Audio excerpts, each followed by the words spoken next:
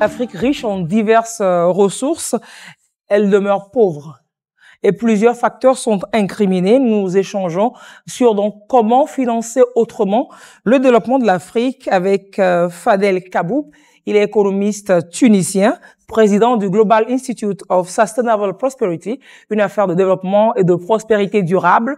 Il travaille d'ailleurs sur un document que l'on va présenter donc dans cette interview. Restez juste avec nous, le pacte géopolitique du siècle. Monsieur Kaboub, vous dites que le problème de l'Afrique aujourd'hui, ça reste encore une certaine colonisation du continent. Oui, nos grands-parents, en fait, ils ont fait leur travail. Ils ont fait une partie de la décolonisation. Et notre travail aujourd'hui, notre génération, c'est de finir le job, c'est de finir la décolonisation économique. Okay. Parce qu'il y a des structures économiques coloniales qui persistent jusqu'à ce jour-là. On peut résumer ces structures en 3 points. Premièrement, le rôle de l'Afrique, c'était d'être le continent qui va produire les matières premières à coût bas pour les pays du Nord. On joue encore ce rôle jusqu'à ce jour-ci. Deuxièmement, le rôle de l'Afrique, c'est d'être le consommateur dans notre grand marché, le consommateur de technologies et de produits industriels des pays du Nord. Des produits qu'ils ont transformés peut-être avec nos matières premières. Exactement. Et on joue ce rôle jusqu'à ce jour-ci. Et troisièmement, notre rôle, c'est d'être le continent où ils vont se débarrasser des structures industrielles obsolètes, des technologies obsolètes qui vont délivrer à l'Afrique et sous le thème de développement, coopération. Mais en fait, c'est un système de piégeage économique qui laisse l'Afrique coincée en bas de l'échelle. Donc, les industries qui permettent à l'Afrique d'avoir sur le continent, c'est les industries où on doit importer les machines, on doit importer les sources d'énergie pour faire fonctionner les usines, on doit importer les produits intermédiaires pour l'assemblage et ensuite on doit même importer l'emballage. Donc on finit par produire un produit fini de valeur ajoutée très bas. Parce que le gros de la chaîne est importé. Exactement. Et on exporte de la valeur ajoutée très basse et on importe de la valeur ajoutée très haute. Donc, on peut doubler, tripler nos efforts pour exporter plus avec des partenariats économiques, avec la Chine, avec l'Europe, avec le Japon, mais on reste toujours coincé en bas de l'échelle.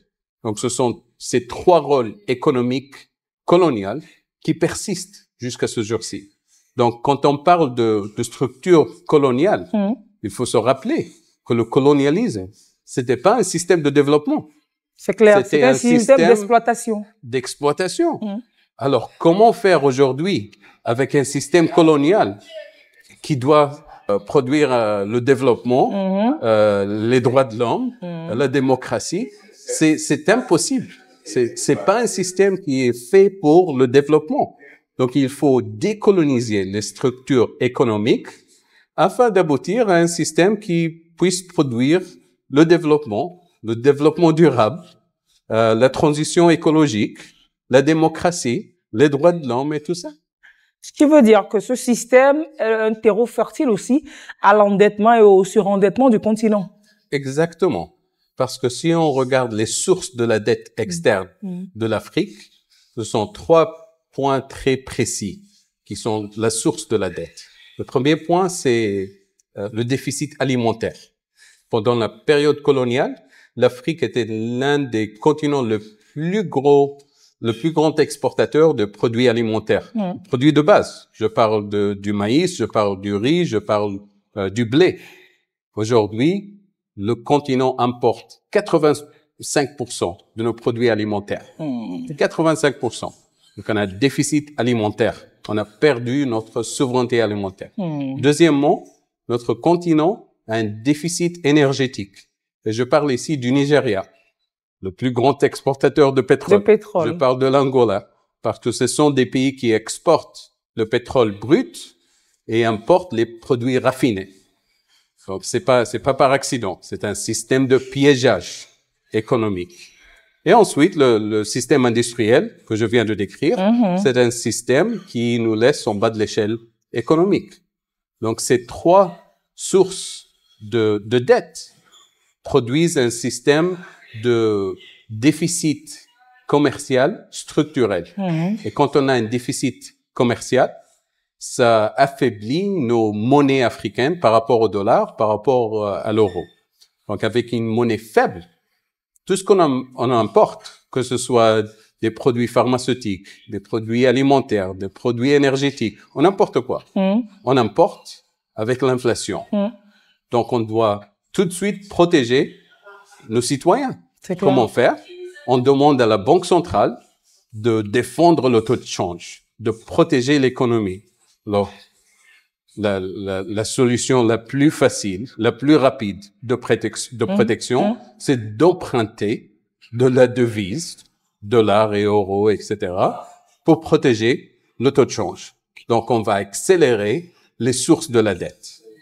Donc, la solution est très claire. La transformation en Afrique ne peut pas se faire sans investissement dans le secteur agricole.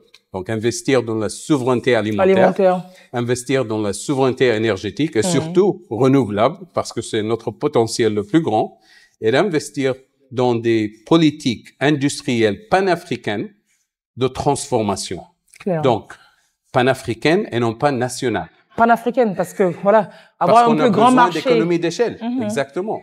Parce que si nos pays poursuivent des politiques industrielles nationales, on en finit par produire une petite composante dans la politique industrielle d'un autre grand pays, ou d'un autre multinational. Donc, il faut bien savoir que le rôle politique de nos leaders, c'est de mettre en place la coopération panafricaine pour l'industrialisation. On a toutes les ressources naturelles. On a la population la plus jeune au monde. On a l'économie d'échelle pour l'industrialisation.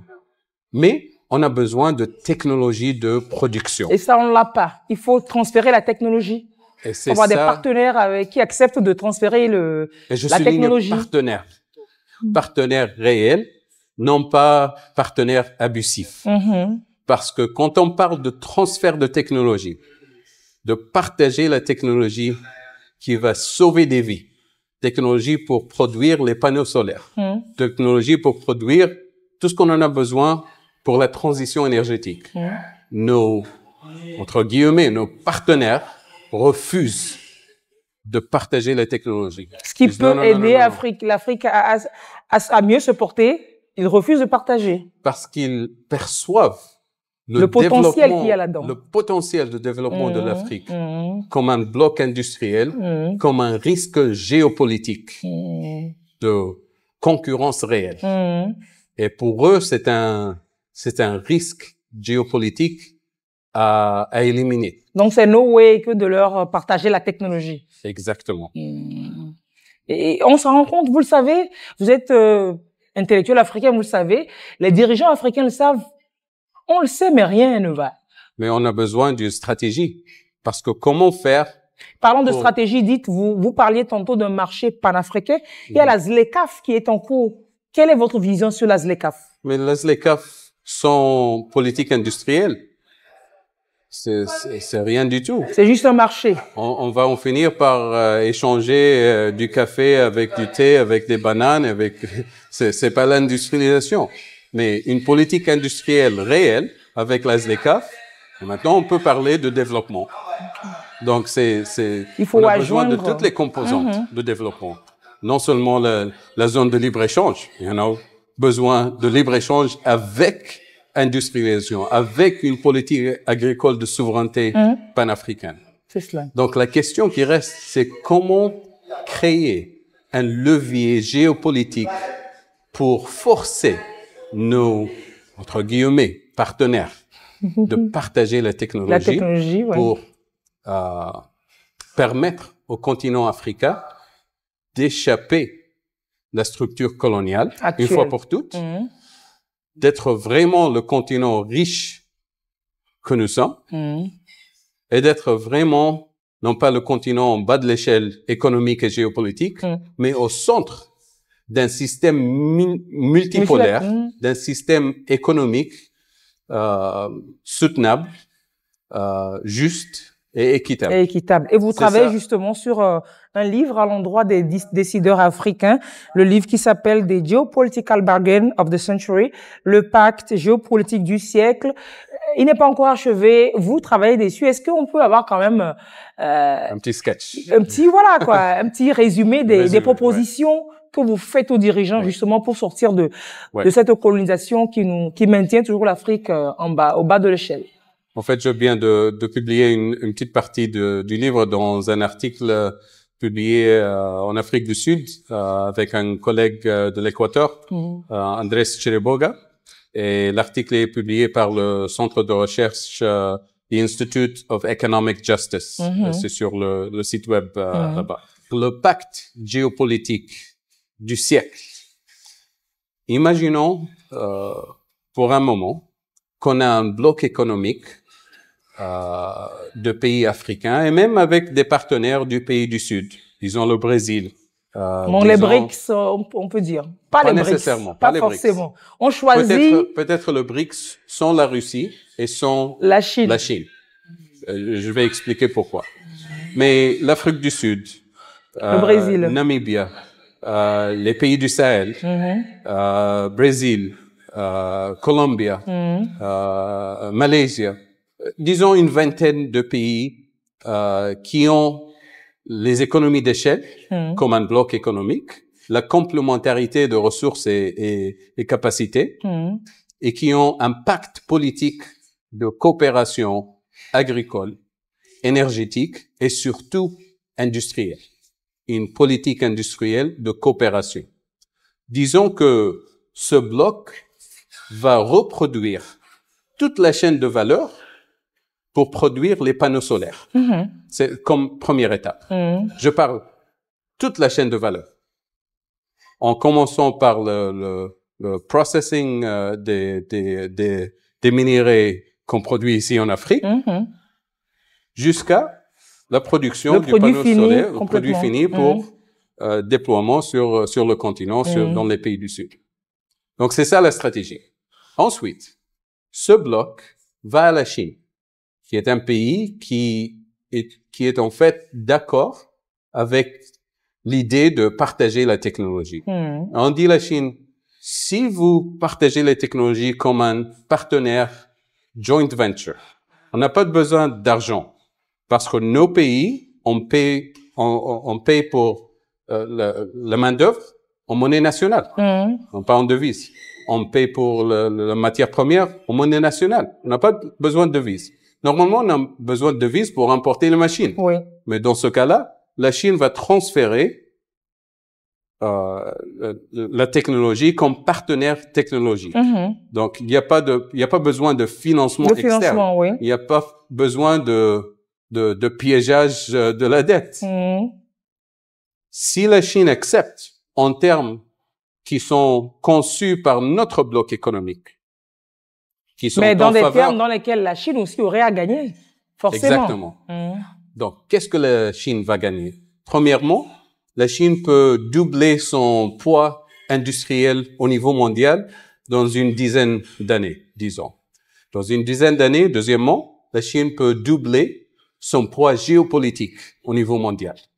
Troisièmement, la Chine va continuer à avoir accès privilégié aux ressources naturelles du continent africain avec ce partenariat. Et quatrièmement, et surtout ce point devient de plus en plus important pour la Chine, c'est d'avoir accès potentiellement au plus grand marché du monde. Parce que les pays du Sud, nous sommes la majorité globale. Il faut se rappeler que les États-Unis et l'Europe, c'est la minorité en termes de population. Le seul problème, c'est que nous, la majorité du monde, on n'a pas le pouvoir d'achat de l'Europe ou des États-Unis. Mais potentiellement, avec une politique d'industrialisation, de développement réel, on aura le pouvoir d'achat et on aura le plus grand marché du monde. C'est cela. Pour la Chine d'être un partenaire. Donc, je vous garantis, la Chine va accepter. C'est pas. Donc, pour nous, l'objectif, c'est pas de mettre la Chine au top de la hiérarchie géopolitique et économique, parce que c'est pas le C'est pacte. pas l'ambition, oui. L'ambition ici, c'est de commencer le processus du pacte. Et ensuite, dès qu'on commence avec le partage de technologies, avec l'industrialisation, on se tourne vers nos partenaires, entre guillemets, des pays du Nord. On leur dit, on vous invite. Et c'est dans nos termes maintenant qu'ils viendront. On vous invite, on vous donne le même pacte avec qu'on vient de donner à la Chine. Maintenant, on a besoin de produire des produits pharmaceutiques pour le développement. On a besoin de produire des trains à grande vitesse pour construire l'infrastructure de logistique, de transport sur le continent, avec la technologie française, la technologie espagnole, la technologie japonaise, mais sur un modèle non colonial, un modèle de partenariat.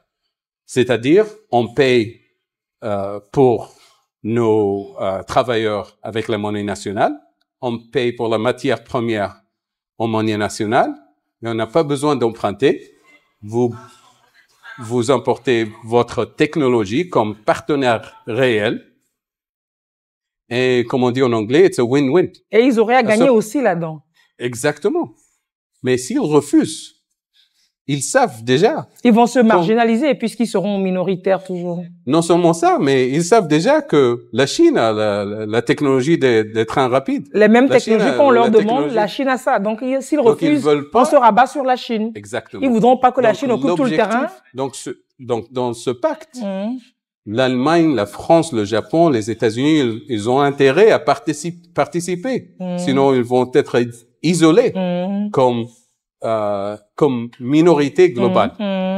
Donc, l'objectif ici, c'est de positionner l'Afrique et le reste du monde des pays du Sud au centre d'un système multipolaire, d'un système économique, commercial, qui est juste, qui n'est pas colonial, et d'échapper une fois pour toutes ce système de piégeage colonial qu'on vient de décrire. Donc, le rôle de nos présidents ici, parce que ce pacte géopolitique, c'est pas un pacte que les médias vont faire. C'est pas un pacte que les économistes, le dernier mot revient aux dirigeants d'Afrique. C'est un pacte politique. Donc, les leaders politiques, ils doivent avoir la vision, le courage et le support des médias, le support des chercheurs, les supports des think tanks, pour pousser le système vers un système qui est multipolaire, juste, démocratique et non colonial, une fois pour toutes. Sinon, on va rater l'occasion du siècle. Alors, qu'est-ce qui vous conforte dans votre position? Qu'est-ce qui vous conforte dans cette vision que vous avez? Que ça peut marcher? Qu'est-ce qui vous rassure? Ce qui me rassure, c'est que quand je partage cette vision dans l'Afrique, dans l'Amérique latine, en Asie, tout le monde dit c'est vraiment possible. C'est, comme on dit en anglais, it's within reach. Au niveau technique, c'est possible. Ce qui manque, c'est l'organisation, la mobilisation, et ensuite le courage politique de penser autrement et d'agir autrement. C'est une question de courage. C'est pour ça que je dis que nos grands-parents, leur génération, ils ont fait leur partie. Ils ont gagné l'indépendance. Mais ils nous ont laissé une partie de la colonisation, de l'affaire que notre génération va finir. C'est clair. C'est les structures économiques qui persistent. Et si on rate cette occasion, ça sera, c'est mal parti ça encore. sera du gâchis. C'est ça. Ouais, de nos grands-parents qui ont fait ce sacrifice. Le gros boulot.